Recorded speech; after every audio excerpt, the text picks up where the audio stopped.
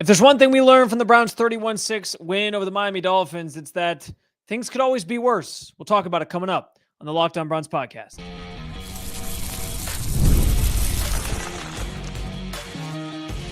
You are Locked On Browns, your daily Cleveland Browns podcast.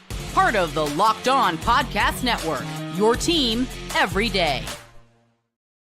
What's up, Dog Pound? I'm Spencer German, your host of the Locked On Browns podcast, and proudly covering your Cleveland Browns each and every single day in the land and on the road. The Browns answered the most important question they could on Sunday. Plus, the future is now with Quinshon Judkins, who provides a glimpse of what the Browns' offensive identity really is.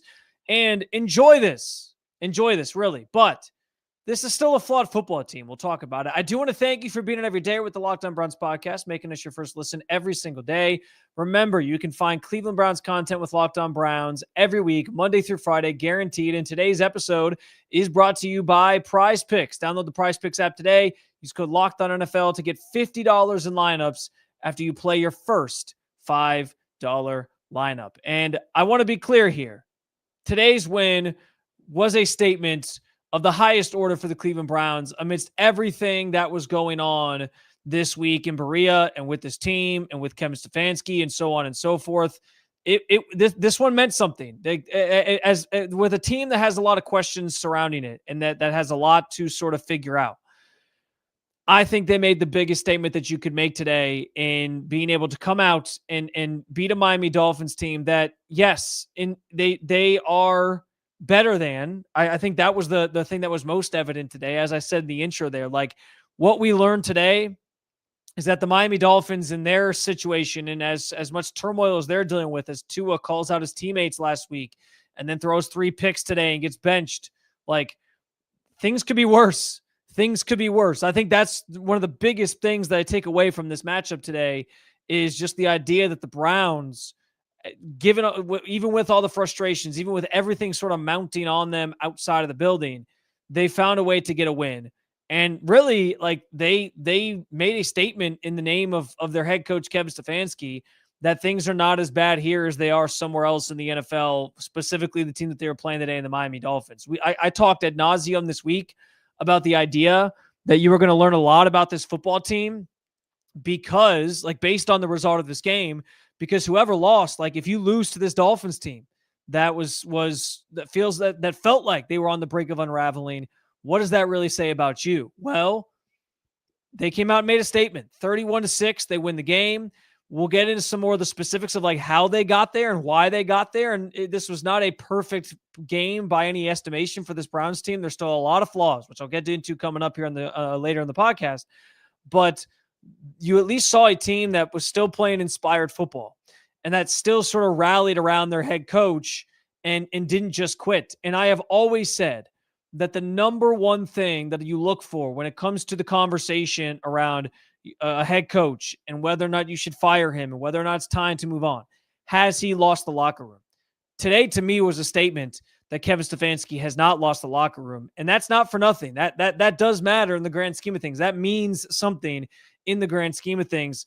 Real quick, I want to play this clip because I thought this was one of the quotes of the day from Joel Bitonio after the game, talking about how Kevin sort of changed his approach and how he addressed the team this week after that loss to Pittsburgh, after the team fell to 1-5.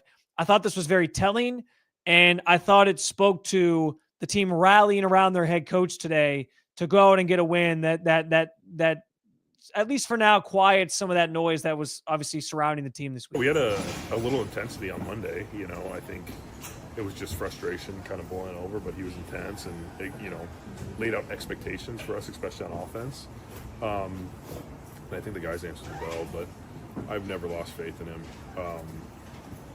Since I've been here, I think it's my 6th year with him now. And when things get tough, he, makes a stand and he puts us in the best position possible. So it was a little intense, like I said, but I think he answered the bell and the team answered the bell for him. And how many times have you seen him get intense like that?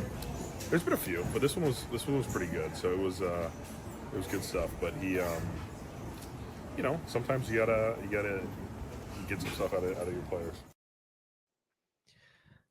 Joel sort of giving you a peek behind the curtain there as to what conversations were like this week with Kevin Stefanski and the fact that he did bring some intensity to the approach that he took to the team and how he sort of went about handling things this week on the heels of falling to 1-5 and everything that sort of came with that.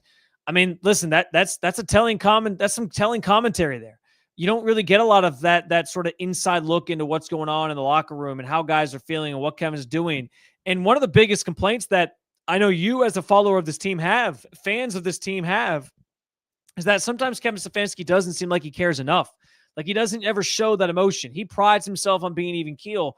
Joel's telling you right there that when he needs to be intense, when he needs to rally the team and sort of make a statement, he does it. And so I think the fact that he brought that to the table this week and the way that he handled meetings and the way that he sort of talked to the team and got them ready for this game and how the team responded today with a 31-6 pounding of the Dolphins tells you a lot about the state of this team. Yes, things are bad.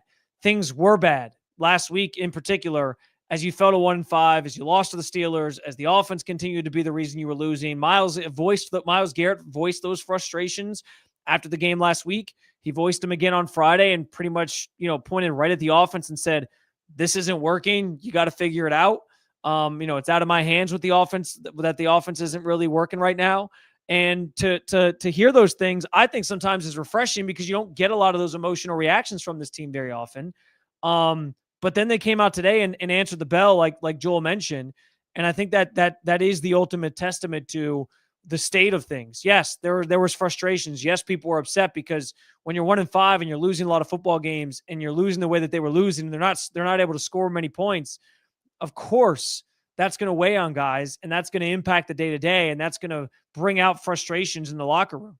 But they never let it get to a point, at least not at this stage of the season, where it boiled over into something more, where it was going to cost you on the field, where you were going to be the less disciplined team and come out and get your butt kicked today. They exuded their will, and that does mean something in the conversation around Kevin Stefanski and his future because they did not quit on their head coach. I'm not saying, listen, I'm already seeing some of the comments come in here on the live chat and all this. I'm not saying that this means Kevin Stefanski is totally out of the water. I'm not saying this means Kevin Stefanski saved his job today. He might have saved it for now. There are still problems that this team's going to have to work out. I'm going to get to those coming up later. There are still things that this team is still trying to sort of work to resolve. And by the end of the season, if this team finishes 3-14 again, or even 4-12, something in that range, or 4-12, obviously wouldn't necessarily. No, actually, that the math's right on that. Anyway, like if those things happen, or I guess it would be 4-13. But regardless, if they still have another losing season, if they produce a record over the last 2 years where you've only won like 7-8 games, that doesn't guarantee that shouldn't guarantee anybody's job security for the next year. No matter how the Browns, brass ownership feels about this group and how they want to try to move forward with them and maybe give them this mulligan season, whatever. Like it shouldn't guarantee anybody's job, and it wouldn't in most places. If you put together seasons back to back, like the Browns could potentially put together back to back here. So I'm not saying he's totally out of the water. I'm not saying he's totally safe for next year. I'm not saying that everybody still can't feel like he might not be the right leader for this team moving forward. If that's how you feel, you're certainly entitled to feel that way. But I do think that today was a statement win for the Browns to sort of show everybody that, yes, things were getting a little tense here. Things were getting a little bad here. Things were getting a little frustrating here. But it's not as bad as it could be when a Dolphins team that was on the brink of unraveling might actually be unraveling. I mean, Mike McDaniel after the game explained why he benched Tua and said, like, if you're costing us, he essentially said, like, if you're going to cost us repetitively in a game, I got to give other guys a chance. He could be fired as early as tomorrow. Like, some of those things could come to fruition after this loss today for Miami, and the Browns come out on the other side of it, and they're in a situation where they aren't quite as, things aren't quite as dire as they seemed a week ago because you sort of steady the waters here. So this is kind of like a put things on pause for now. I don't know if it solves everything. I don't know if it means Kevin Stefanski's just blanketly going to be safe from here on out, and he doesn't have to like string some things together here as the season progresses. I don't know that he can finish with another like really bad losing record or just get back to 3 wins or even maybe like 4 wins and everybody just says, yeah, it's okay, let's run it back. There still could be a conversation there. But for now, the Browns did what they had to do to sort of show everybody, hey, our coach, we still are rallied around our coach, and we're still going to go out and try to play football with some intensity, and we haven't totally given up yet. And that means something in the grand scheme of Stefanski and the grand scheme of the state of this roster and this locker room right now. That could change. All this stuff probably bubbles back to the surface if they lose next week to the New England Patriots. But for now, at least, it's a week to enjoy the fact that the team got a win if you're a fan, and for the team to sort of feel like, okay, we silenced some of those things. Now can we turn it into some momentum? And they'll obviously get a chance to prove that in New England next week. Speaking of things that we learned from this team today, it's pretty obvious at this point what the identity of this offense is, and it wears number 10. We'll talk about it coming up on the Locked On Browns podcast. If you're a business owner, here's the truth. SaaS promised to make work easier, but now the average company is buried by hundreds of apps and slow down your teams and simply don't work together. That's not SaaS. That's SAD. Software as a disservice. That's why you need Rippling. Rippling is the unified platform for global HR, payroll, IT, and finance all in one place. They've helped millions of businesses replace mess of disconnected tools with one system designed to give leaders clarity, speed, and control. Everything from onboarding to payroll to IT access runs automatically and perfectly in sync. Whether you want to run your entire HR, IT, and finance operations as one, or just fill the gaps in with software stack, Rippling can do it all. And right now, you can get 6 months free when you go to rippling.com/LockedOnNFL. Learn more at rippling.com/LockedOnNFL. That's rippling.com/LockedOnNFL for 6 months free. Terms and conditions apply. This episode is also brought to you by PrizePicks. Every day we make decisions, but at PrizePicks, being right can actually pay off. Don't miss the excitement of the football season with PrizePicks, where it's good to be right. Playing PrizePicks is such a fun, simple way to follow the excitement of the football season. You just pick more or less on a player projection, like Josh Allen's passing yards or Saquon Barkley's rushing touchdowns, and you're in the game. It's quick, easy, and honestly, one of my favorite ways to follow along with football. You can create a lineup in under a minute, and they have a new feature, the injury reboot feature, which means if your player leaves early due to an injury, it doesn't come back, it won't cost you or count against you. Download the PrizePicks app today. Use code LOCKEDONNFL to get $50 in lineups when you play your first $5 lineup. That's code LOCKEDONNFL for $50 in lineups after your first $5 play. PrizePicks. It's good to be right.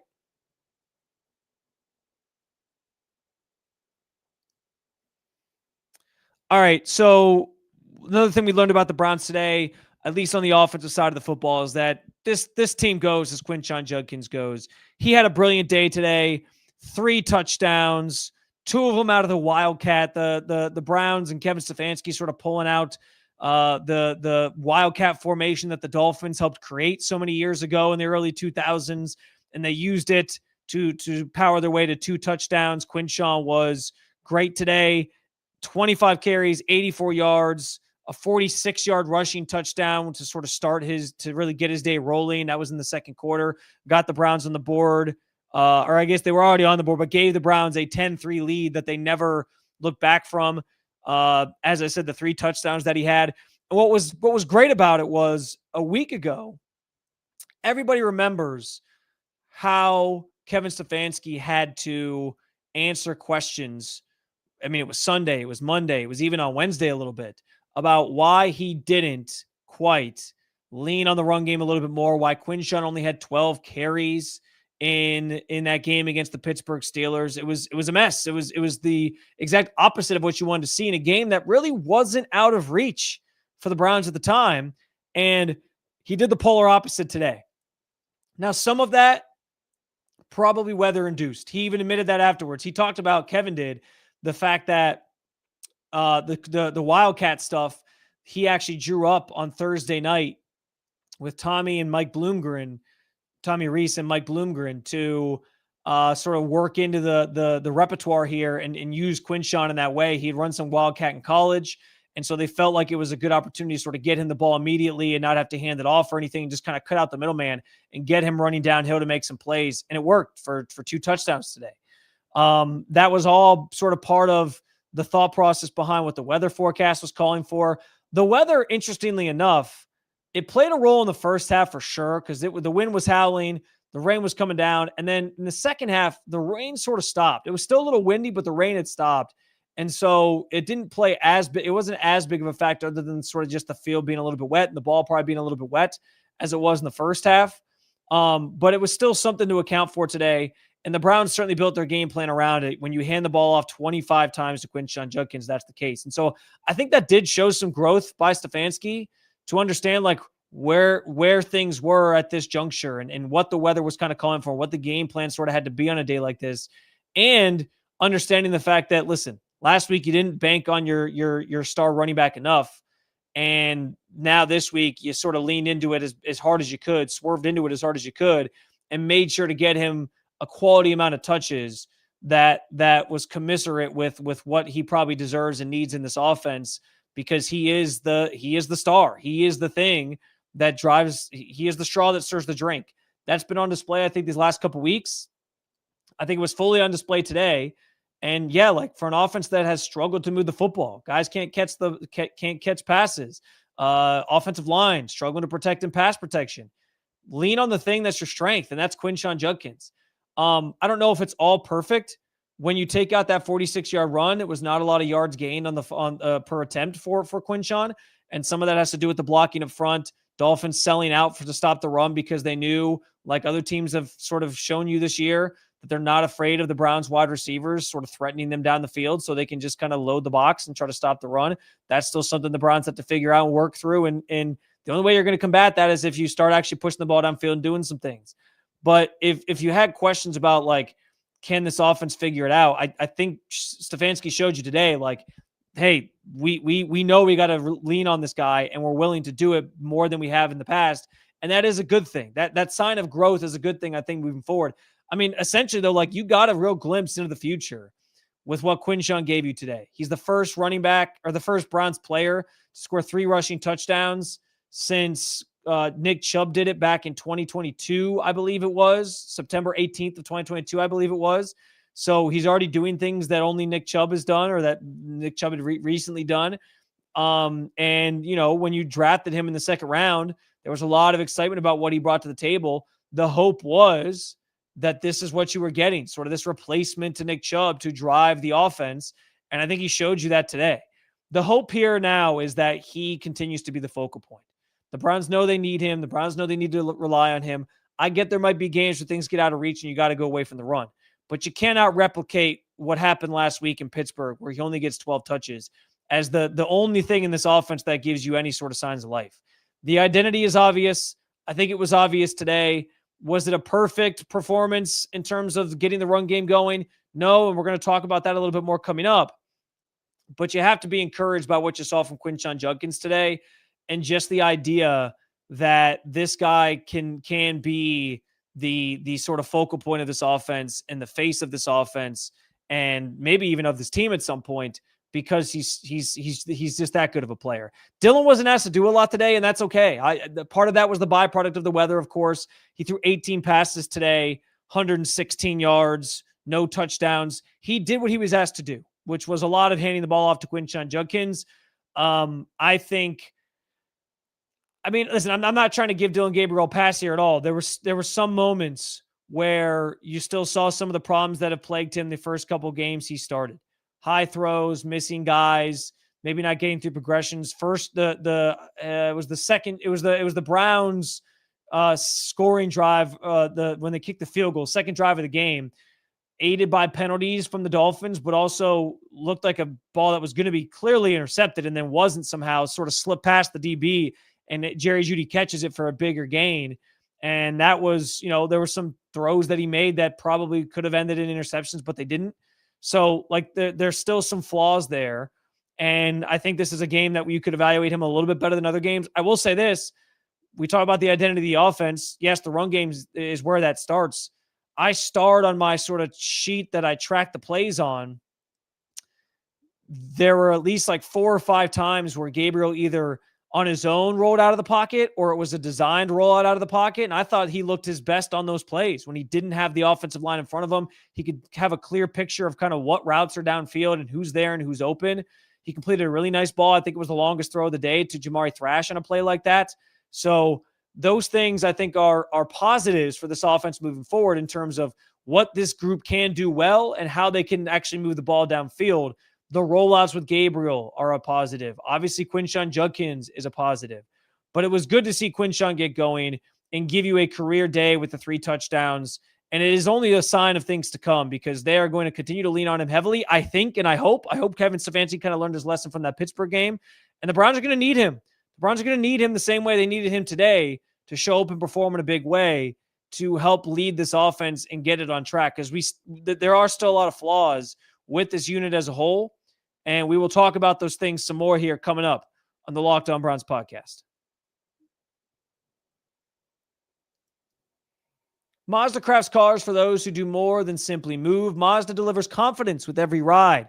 With more IIHS Top Safety Pick Plus awards than anyone else as of August of 2025, they make cars that keep you and your family protected. From footwork to breathe work, athletes sweat all the details. Mazda brings that same intention to how they craft every model. You can feel Japanese craftsmanship in every detail, from the metallic accents to available Napa leather upholstery. Plus, all-wheel drive comes standard in every crossover SUV, so you can drive with confidence through almost any season, which is great if you live in Cleveland, because this time of year, you can get all 4 seasons in a single day. Weather was pretty sloppy today. It felt very fall weather-ish, but tomorrow it could be hot again. You just never know.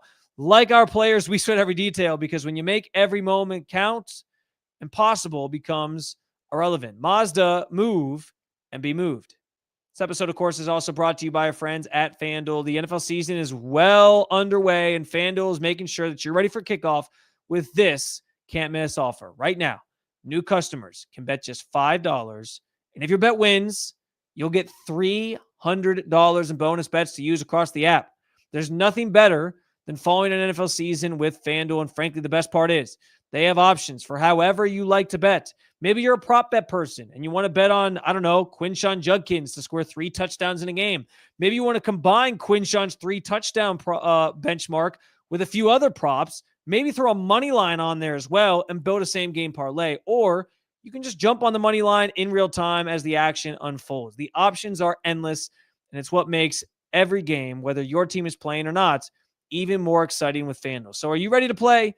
Download the FanDuel app now by visiting FanDuel.com to get started. That's FanDuel.com to place your first $5 bet. So as I talk about the offense finding its identity in terms of Quinshon Judkins and him having to basically be the focal point of this offense moving forward, and that it was good to see Kevin Stefanski lean into that on Sunday against the Dolphins.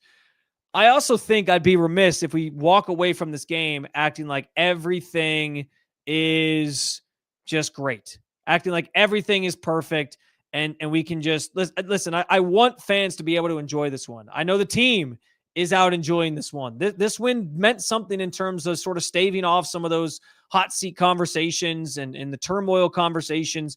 They proved they're not as bad in terms of the internal stuff as the Miami Dolphins are. They proved that they're still playing hard for their head coach, at least as things stand right now. Those are important things for the context of their season and where things are headed. But I want to keep in mind here that this is still a flawed football team. And those things were on display in this game against the Miami Dolphins. First of all, I'd be remiss if I spent this entire podcast and I didn't mention the defense, because the defense today was brilliant. Once again, per usual, they didn't give up a single touchdown, kept the Dolphins out of the end zone. They held the Dolphins to a grand total of 219 yards. They were 1 of 13, the Dolphins were, on third down. There's a number of 11 tackles for a loss, 4 sacks for the defense today. Guys were flying around. I thought Grant Delpit had maybe the best game of his career today. By the way, he was amazing. He had an interception today. He forced a fumble today. And then there were three different interceptions in Tyson Campbell, who took one back to the house for one of the touchdowns, Ronnie Hickman, who caught one and set the Browns up with a short field that they ended up punting on, and Rayshawn Jenkins had an interception that set the Browns up at the 1 or the 2 yard line rather for that third Quinshon Judkins touchdown of the day. That was in the second half. Those guys balled out. The defensive line was great. Myles Garrett talked after the game. Last week he had the quote talking about how the Steelers, what's it like to play with a lead and just kind of pin your ears back. The Browns got to play like that today. Myles Garrett and company got to just kind of, because they had a lead for the entire game, they got to just play aggressively. And Myles was getting moved all around the defensive line in different spots, doing different things. Jim Schwartz threw in a few blitzes here or there. Delpit was one of them. And he actually forced the Rayshawn Jenkins interception because he was bearing down on Tua Tagovailoa, and he threw the interception because of the pressure. Like it was a perfectly executed. I mean, Jim Schwartz was in his bag today, calling all the right shots at the right times, making all the right adjustments, blitzes at the right time, all those different things. I mean, can't say enough about the defense. But here's the thing. We've been able to say that about this defense the entire season. They are good. In that regard, we learned nothing new about them. Like, other than the fact that they talk about turnovers coming in bunches, and they showed that today. Great. That's what you need. When you turn a team over 4 times, you better damn win the football game. And the Browns obviously did that in dominant fashion today. But it can't be understated, though, that without the defense, this game doesn't turn into the blowout that it was. First points of the game came sort of on their own via the offense. Now, granted, they were aided by the Dolphins with the 2 penalties, the interception that wasn't on the Jerry Jeudy play that I mentioned earlier in the show. That leads to 3 points. That's how you get on the board. And then they immediately come out, kick it off. Grant Delpit forces the fumble, scooped up by Rayshawn Jenkins, and sets you up with a short field. You go down. That was the 46-yard, or it gives you good field position. And then that was the 46-yard touchdown run 1 play later from Quinshon Judkins, his first of the game. So just like that, it's all of a sudden a 10-3 ball game, and you're feeling pretty good about yourself just in general, right? So you like okay, that's a great start, but it takes there was the other drive in the second quarter where the Browns went 10 plays, 46 yards, score the touchdown to go up 17-3. And that was where you felt like the game was already kind of getting out of reach. Dolphins were sort of gifted a field goal in their own right because the Browns got a big penalty on a missed field goal initially, and you go into the half 17-6. And then the floodgates open in the second half because that half starts off with the Tyson Campbell interception and takes it back for the pick 6 to extend it to 24-6. And at that point, you felt like it was over. I actually said to a buddy of mine, I was like, this drive coming out of the half is going to decide the game. If Miami goes down and scores a touchdown, they're right back in this thing. They have momentum. If the Browns stop them, I think it means they win the game. They slammed that door pretty quickly with the pick 6 by Tyson Campbell. So listen, those things were all great. It was great to see the defense rally in that way. It was great to see them make plays that either led directly to points or set the offense up with easy scoring opportunities. But that's the problem. In the second half, this offense went back to being non-existent. They scored the 1 touchdown because Rayshawn Jenkins returned the second interception to the 2 yard line, and they were able to punch it in. So that was kind of a gift of a touchdown. They barely moved the ball much in the second half whatsoever. Truthfully, they went back to being the offense that we've seen for most of the season in that second half. They couldn't put together long extended drives. They couldn't get the ball into the end zone. They couldn't really get it into scoring range. Even that third interception from Ronnie Hickman got the Browns set up in really good field position. They were set up after that interception. I want to say it was actually on the Dolphin side of the field. Yeah, they were at the Miami 42. Or the Miami 43 the Miami 42, and they ended up being at the Miami 43 after the 3 plays that they ran. They went 3 and out and punted from the Miami 42. So that was a wasted drive. You got nothing out of that.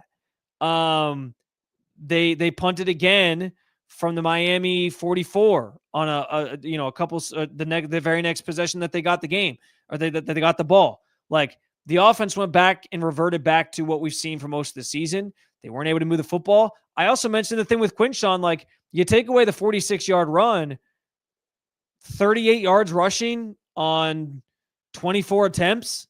Like, that's not great. And that goes back to the blocking on up front. That goes back to no threat of the receivers challenging down the field. The game plan was very much like keep everything short, screen passes, short routes over the middle. They didn't force the issue of throwing the ball down the field. Miami never felt like that was they were going to be threatened to do that. And so they loaded the box and tried to slow Quinshon down. It worked, except for the one big run that he ripped off. Like, they're the same problems that we've talked about with this team continue to persist. The difference is today, the defense, Miami was so dreadful and Tua Tagovailoa was so bad, giving the ball away 3 different times, that it made it easy, and it masked the fact that the offense didn't really have to do much today. And the defense obviously provided you with essentially 14 points all on their own, because they almost returned that other touchdown, or the other interception, back for a touchdown as well. And when you get those things, of course you're going to win.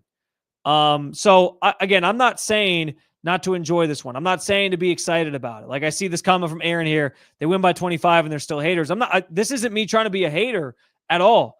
All I'm saying is, yes, enjoy this one. But a lot of the same flaws that existed with this team that we highlighted leading into this game still sort of reared their ugly head today against the Dolphins. It just didn't matter, because the Dolphins were so bad and the defense was so dominant that it sort of masks some of those things when you win 31-6. But like, I don't know that anybody should walk away from this game feeling like everything just is going to change all of a sudden and the offense is like found their rhythm and it's all going to click. I think they figured out what their identity is. I hope they continue to lean on Quinshon Judkins, and hopefully things do get better from here. But there are still major flaws with this team, specifically on the offensive side of the ball, that they're going to have to figure out, that they're going to have to fix, and that I don't know if they're just going to magically resolve themselves at this juncture. So, again, enjoy this one. This was a big win for the Browns in a lot of different ways, including, most importantly, silencing a lot of the talk around if things were coming undone and if it was time to fire Kevin Stefanski and all those different narratives. But by no means is this team like fixed from this win, in my estimation, because a lot of the same issues they had still sort of showed themselves today, specifically on the offensive side of the ball, because we knew the defense was great, and they proved that today. This is one of those games against an inferior opponent that when the defense is as good as the Browns defense is, they can take over and sort of single-handedly win you a game. The offense did enough, but I still don't think the offense is like some juggernaut now, because they finally broke the streak of not being able to score 20 points in a game. It stops at 11 games, dating back to week 13 last year with the Jameis Winston delivering me from pick sixes game on Monday Night Football against the Broncos. Dating back to that, they ended that streak, but it was heavily due to the defensive efforts. And in the end, the Browns ended up scoring in total 21 points off of Dolphins turnovers. It was the fumble on the kickoff, or on the kick return, or the punt return rather, that they turned into a touchdown.